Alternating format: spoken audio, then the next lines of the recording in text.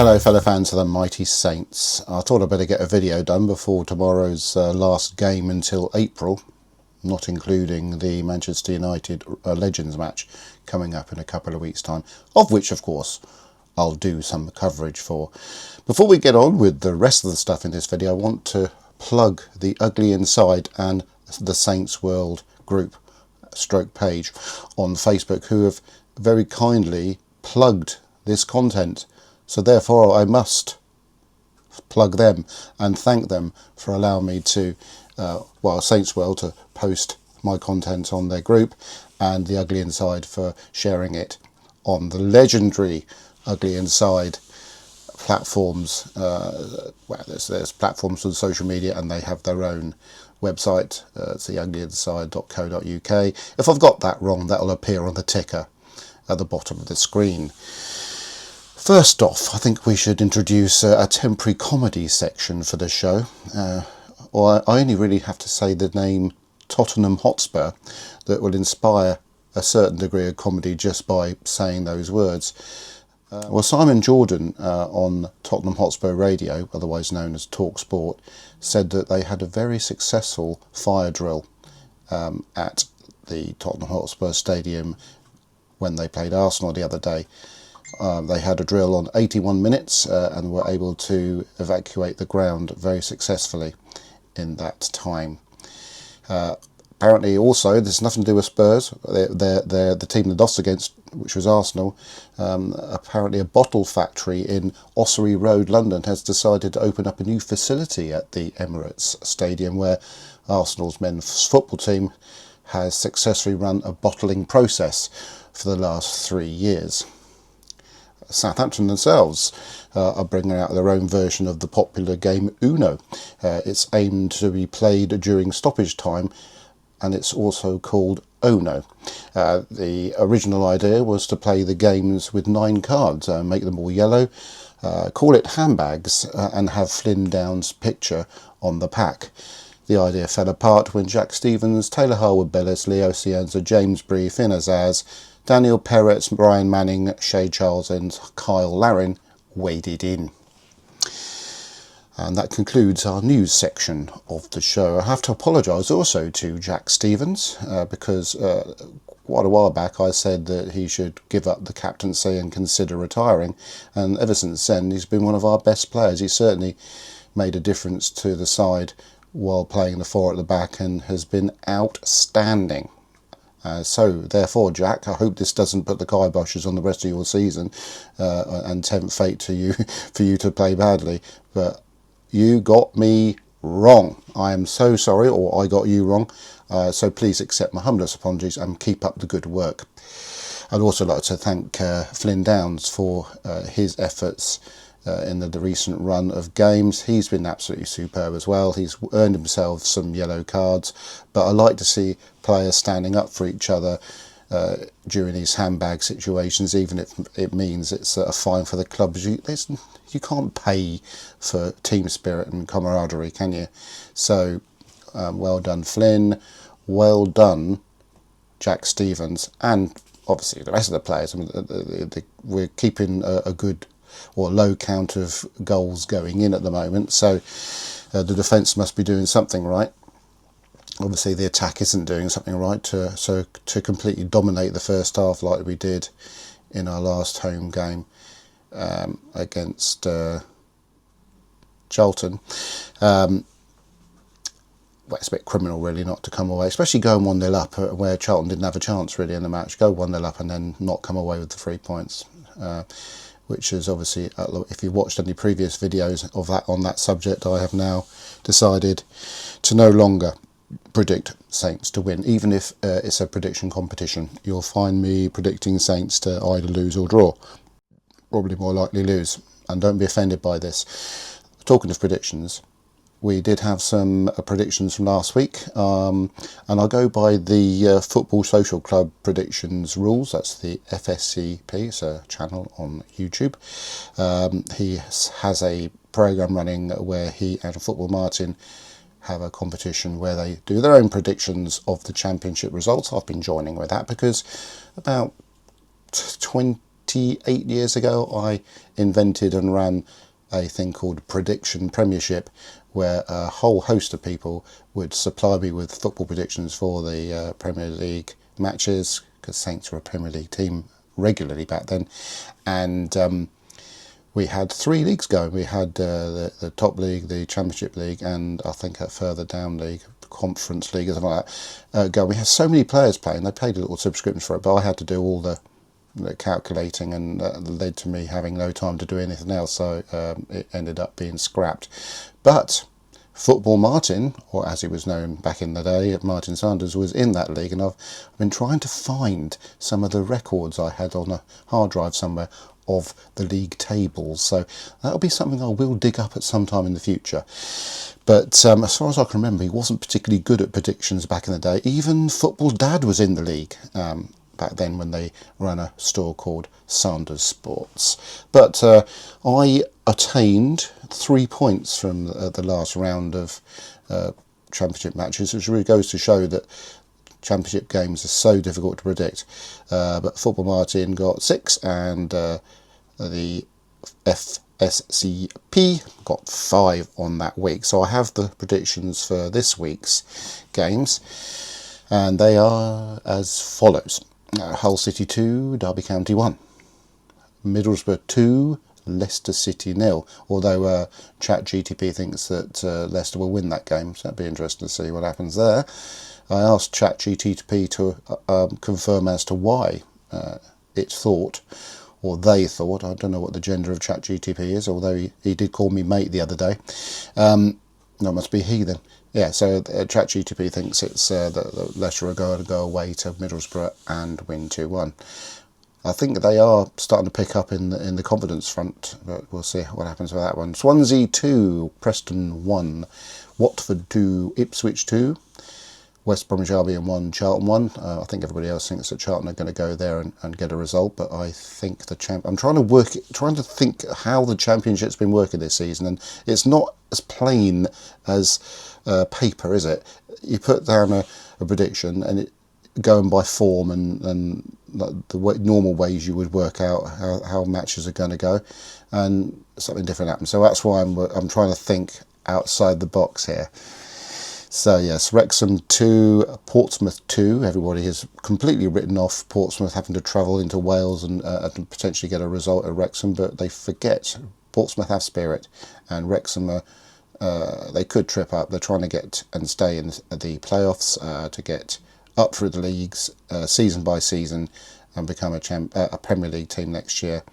I wish them well, but I don't think you should write off Pompey, so I'll put down 2-2. Blackburn 1, Bristol City 1, Southampton 0, Queen's Park Rangers 2, because I feel, one, I'm not going to predict on them to win. I just feel that what happened on Saturday could spell another lull, and we seem to get these lulls just when we look like we're making progress in the league.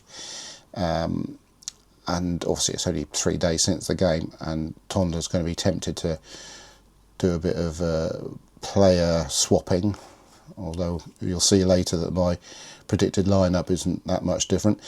But I think we could end up going home a bit grumpy tomorrow night. Millwall 2, Birmingham City 1.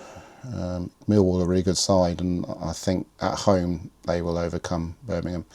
Norwich 3, Sheffield Wednesday 0. Norwich again, they've found some form, and Sheffield Wednesday, sadly, although the fans have an awful lot of spirit, I don't think they're going to have anything against Norwich, as they lost 2-1 to a 10-men Sheffield United in their last game. Sheffield United 2, Coventry City 2. I think everybody thinks Coventry is going to go up there and win, but I think it's not that easy, because, as I said before, it's the Championship. Stoke City 1, Oxford United 1. Again, people are writing off Oxford, but they've shown spirit. And I don't think they're going to be that easy to beat. And what I've seen of Stoke, they're very sort of hot and cold, so I've gone for 1-1 with that one. I'm going to do a more brief summary of Queen's Park Rangers' formation. The club was formed in 1886 when a team known as St Jude's, formed in 1884, merged with Christchurch Rangers, formed in 1882.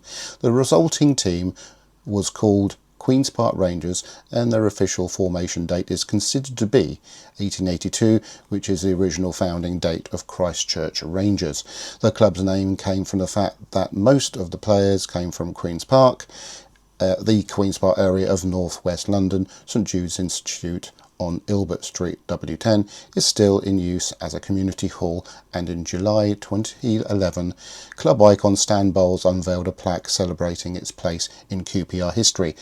1882, QPR was founded as Queen's Park Rangers by a group of schoolboys from the area of Queen's Park in northwest London. The club initially played in local leagues and was part of the amateur football movement. Queen's Park Rangers became a professional team in 1889. The club was elected to the Southern Football League in 1899, and in 1899 to 1900 they put themselves on the map after qualifying for the first round proper of the FA Cup by beating Wolverhampton Wanderers on their own ground 1-0. So yes, that sums it up really. It's another club created by schoolboys, a bit like Charlton Athletic, and I find that quite a romantic history or a formation for a football club, because a lot of clubs were formed, by working class people, working class men, and it's nice to think that a bunch of schoolboys can put a club together that can end up with the history of Queen's Park Rangers and Charlton Athletic. And yeah, that's it. That's how we ended up with a team playing in blue and white hoops. Let's hope that that history won't come to bite us in the bum. On the subject of Queen's Park Rangers, I have to say that I have been looking at some matchday vlogs from other clubs, because I do rather like them. Having done them, I like to see what other fans are doing. There's not an awful lot of matchday vlogs dedicated to Southampton, so I've just been straying to other clubs, and there's a channel on YouTube called All About Ours, and he does a really good job in his matchday vlogs. A bit abrupt from the ending, and doesn't sort of do any afterthoughts on the one I watched, at least. We call ourselves the Saints, and sometimes our fans will say up the Saints, but it does sound a bit odd when you hear the QPR fans saying up the R's. It does sound like something inappropriate. Southampton have had players that have played for Queen's Park Rangers and vice versa, and those, as far as I can make out, were Charlie Austin. Is that a new nickname for him? Peter Crouch, obviously. Paul Murray, I have to look him up, I don't know who he was. Ryan Manning, he seems to have played for every club. I didn't realise how many clubs he played for, but he's played a lot of teams this season that Ryan Manning used to play for. And Paul Butterfingers Jones was also on the goalkeeping staff at QPR. So I'm predicting not too much of a change in the side. There was a big break for the team after the Leicester FA Cup victory, which I think means that the players should be able to go out and play again. So Perrett's in goal, obviously, with Bree at right back and Harwood Bellis and Captain Stevens in the middle and Manning on the left. I don't think Welly's ready to come back yet, so I think that will be the back four. If he goes back to the back five, he'll probably get lynched. He should never do that again. On the right hand side, Tom, I can't hit a barn door while shooting at goal, but I can play a pinpoint accurate cross fellows. That's his actual nickname. On the right, with Cianza on the left.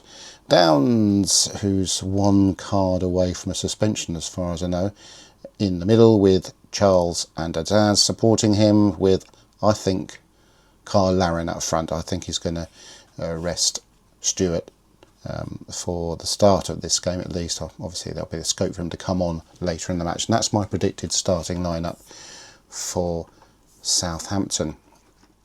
Right, so according to the stats, QPR players that we should be worried about are Kieran Morgan, whose accurate passes per 90 are the best in the club.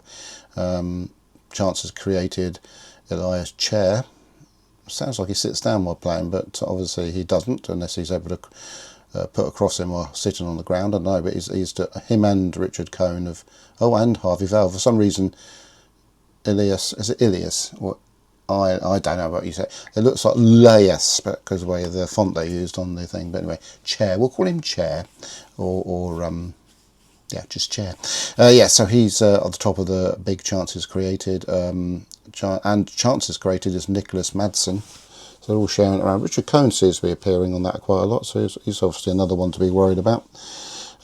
Accurate long balls per 90. Well, Steve Cook is tops there. Nicholas Madsen is tops of the expected assists, and Harvey Vale of the whatever XA per 90 is.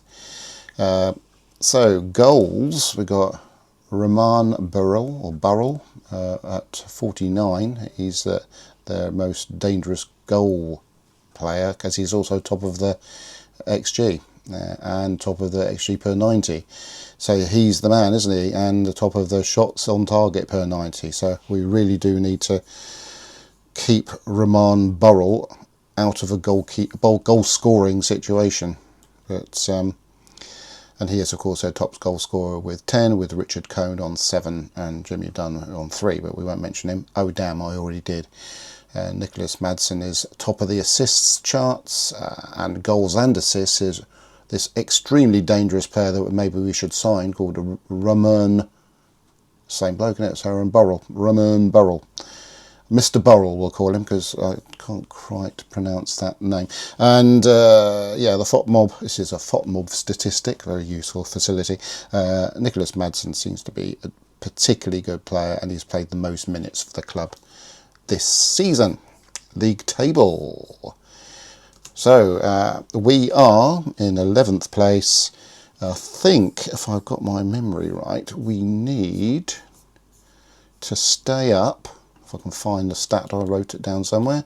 7 more neat points. I was going to say 7 more needed to point to stay up. No, 7 points needed to stay up from the next 13 games. So it is doable. It'll be exceptionally doable if we get the 3 points tomorrow.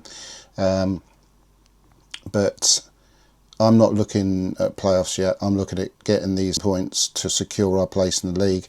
And then anything above that is a bonus.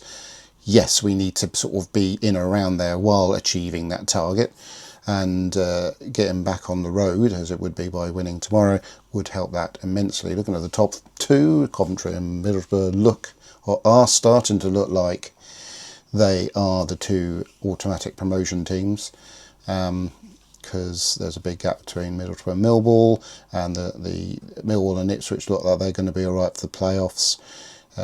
With Hull and Wrexham also sniffing around there. Birmingham are up there, even though they haven't played that well this season. We are quite a long way back, but not points wise. We're on 47. Wrexham are on 51. So, you know, Wrexham, I just feel as if they've got upward mobility, and if they get into the playoff situation, I've got a funny feeling they could go all the way and get into the Premier League. So we just need to concentrate on our situation, and we really do. It's a very big game. We need to win it. There's no, we're going to get a draw. That's fair enough. Like I said, on Saturday the draw wasn't disastrous, but we needed to win that. If we want to show willing, Tonderecker needs to find a way of getting those players to get over the line and beat Queen's Park Rangers tomorrow night. So ChatGTP, me old buddy, has come up with a predicted lineup for Queen's Park Rangers. Goalkeeper Joe Walsh with right back Ronnie Edwards. Let's hope selling him to Queen's Park Rangers doesn't come and bite us in the bum. Jimmy Dunn and Amadou Mwenge. I hope that's how you say it. Mengu, oh God. Centre back, Reece Norrington Davis at left back, Isaac Hayden and Nicholas Madsen, DM, so that's centre midfield, and right midfield or attacking midfield, Harvey Vale. We've got Koki Satu, Paul Smith and Richard Cohn are the rest of the attack. Well, I think Paul Smith playing at left midfield. Oh, it's centre attacking midfield, Koki Seitu. Now, it looks like Cam, which I thought, oh, he's running around the pitch doing a vlog or something, but no, that is the lineup that ChatGTP expects Queen's Park Rangers to play tomorrow. So, this will be, if everything goes to plan, my last matchday vlog of a Championship game until April. So I'm going to miss doing them, but if you could please like, subscribe and comment on my videos, even the old ones, that will then spread the news to other people who want to watch similar content. And I did promise that once I hit 100 subscribers I'd start doing lives. I will, but the reason for the lives needs to be the right reason. I don't want to do one just for the sake of it. So if there's an opportunity to do a live watch along, I'll do it.